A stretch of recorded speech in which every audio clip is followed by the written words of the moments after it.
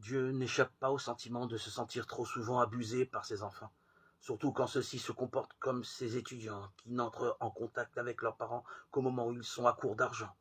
Un leitmotiv plein de tristesse court à travers les pages de l'Ancien Testament. Dieu bénit ses enfants, puis ceux-ci l'oublient. Il les bénit à nouveau, et il l'oublie encore. Écoutons ces mots. Il les sauva à cause de son nom. Il tensa la mer rouge, et elle s'assécha. Il les délivra de la main de l'ennemi. Ils crurent à ses paroles et chantèrent ses louanges. Mais ils oublièrent bientôt ses œuvres, et n'écoutèrent pas ses conseils. Psaume 106, versets 8-13. Pourtant, Moïse avait averti le peuple hébreu avec ces mots. Surtout, n'oubliez jamais ce que vous avez vu de vos yeux. Ne laissez pas cela sortir de votre mémoire un seul jour de votre vie. Mais racontez-le à vos enfants et aux enfants de leurs enfants. Deutéronome 4.9. Pourquoi oublions-nous Dieu sans cesse? Dans un témoignage que j'ai retrouvé, un homme a expliqué qu'il sortait beaucoup, il mordait dans la vie à pleines dents et qu'il avait perdu le contrôle de son temps. Une autre femme indiquait qu'elle avait tellement de travail au bureau qu'elle laissait son ambition prendre le contrôle de sa vie. Sa carrière était devenue tout pour elle. Dans un autre témoignage, un étudiant s'est confié. Il s'est lancé à corps perdu dans sa recherche. Sa quête est devenue le centre de son univers.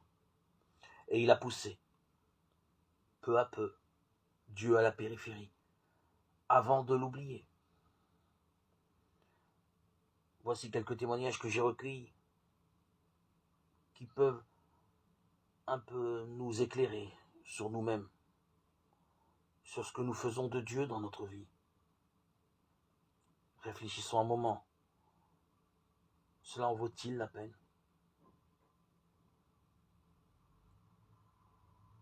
Quelles que soient nos excuses, le péché a vite fait de créer un abîme entre Dieu et nous, de creuser une faille dans nos relations avec lui, une faille qui ne cesse de s'élargir. Plus elle s'élargit, moins nous voulons prier, nous approcher de Jésus, et moins nous voulons prier, plus la faille s'élargit. Alors réfléchissons un moment. Est-il possible d'échapper à ce cercle vicieux? Si nous faisions de la prière et la lecture de sa parole la priorité de chacune de nos journées, tout simplement,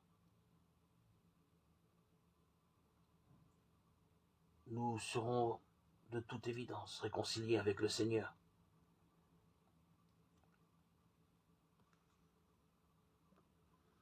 Et nous ne pourrons plus l'oublier.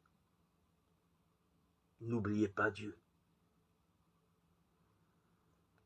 Ils oublièrent bientôt ses œuvres et n'écoutèrent pas ses conseils. Psaume 106, 8-13. Mettons Dieu au centre de notre vie, au cœur de notre vie, là où il réside. Soyons-lui fidèles. Ne mettons pas des immondices dans ce cœur sacré où il réside,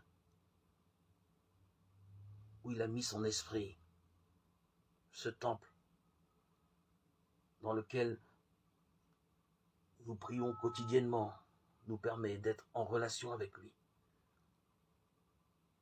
Ne n'y mettons pas des déchets et des activités qui ne plaisent pas à Dieu,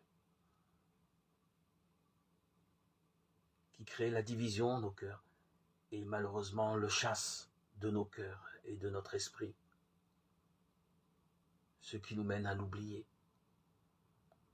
Gardons-nous de tous ces sentiments, réservons-nous un moment, si ce n'est le matin ou le soir, puisque nos journées sont tellement remplies, consacrées à notre Seigneur Jésus. Gloire à Dieu au plus haut des cieux et paix sur la terre aux hommes qu'il aime. À toi, Seigneur, tout honneur et toute gloire pour les siècles des siècles.